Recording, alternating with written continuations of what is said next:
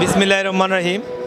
সকল প্রবাসী বাংলাদেশি এবং বাংলাদেশের যারা এখানে মালয়েশিয়াতে সবাইকে ধন্যবাদ জানাচ্ছি। আসলে প্রথমে ধন্যবাদ জানাই মহান সৃষ্টিকর্তা আল্লাহ তাআলাকে, কারণ আমরা গত প্রায় 12-13 বছর এম্বাসির কোনো প্রোগ্রামে এভাবে আসতে পারি নাই। কারণ এই স্বৈরাচার সরকারের কারণে, হাসিনার সরকারের কারণে এরা হয়তো আমাদেরকে ওইভাবে নিতে পারে নাই। যেই কারণে আমি মনে করি এখন সমস্ত বাংলাদেশিদের জন্য এম্বাসি খোলা, আমরা একটা মুক্ত বাতাসে হাওয়া খাইতেছি। দেশে যেভাবে চলতেছে এখানে যেহেতু স্বৈরাচার নাই, আমরা চাই সবসময় স্বৈরাচার সরকার না থাকুক এবং আমরা খোলামেলাভাবে প্রত্যেকটা জাতীয় প্রোগ্রামে অংশগ্রহণ যাতে সকল বাংলাদেশিরা করতে পারে। ধন্যবাদ আপনাদের সবাই। আজ আমরা 17 বছর পরে এম্বাসির প্রোগ্রামে আমরা আসতে পেরে আমরা প্রবাসী এবং বিএমপি যুবদল নেতাকর্মীরা আমরা খুব আনন্দিত। কারণ এই স্বৈরাচার সরকারের আমলে আমরা কোনো রকম এম্বাসির থেকে আমরা কোনো দাওয়াত আমরা পাইনি।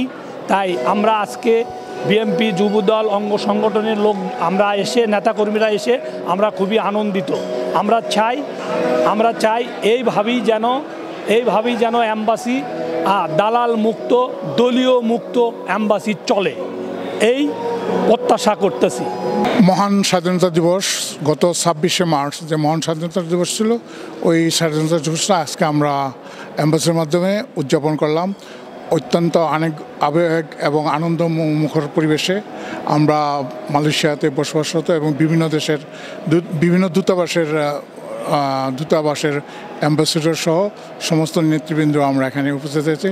সর্বপ্রথম স্বাধীনতা যুদ্ধে যারা শহীদ হয়েছেন তাদের প্রতি শ্রদ্ধা জ্ঞাপন করছি এবং তাদের আত্মার মাগফিরাত কামনা করছি। সেই সাথে গত জুলাই 2024 যে স্বাধীনতা, নতুনভাবে যে স্বাধীনতা অর্জন করেছি আমরা, সেই স্বাধীনতার সুফল আজকে আমরা সেটা উপভোগ করলাম, যেটা ঘনঘটা অনুষ্ঠানের সাড়ম্বর অনুষ্ঠানের মাধ্যমে আজকে আমরা খুবই আনন্দ উদ্দীপনার মাধ্যমে সবাই সাথে আমরা উদযাপন করেছি, যেটা গত 18 বছরে আমরা কখনো দেখিনি।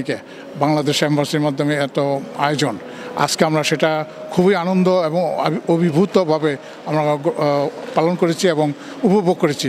সবাইকে ধন্যবাদ জ্ঞাপন করছি এবং সেই সাথে যারা আয়োজক বাংলাদেশ দূতাবাস এবং সর্বোপরি অন্তর্বর্তীকালীন সরকারের প্রধান ডক্টর মোহাম্মদ ইউনূসকে অসংখ্য ধন্যবাদ।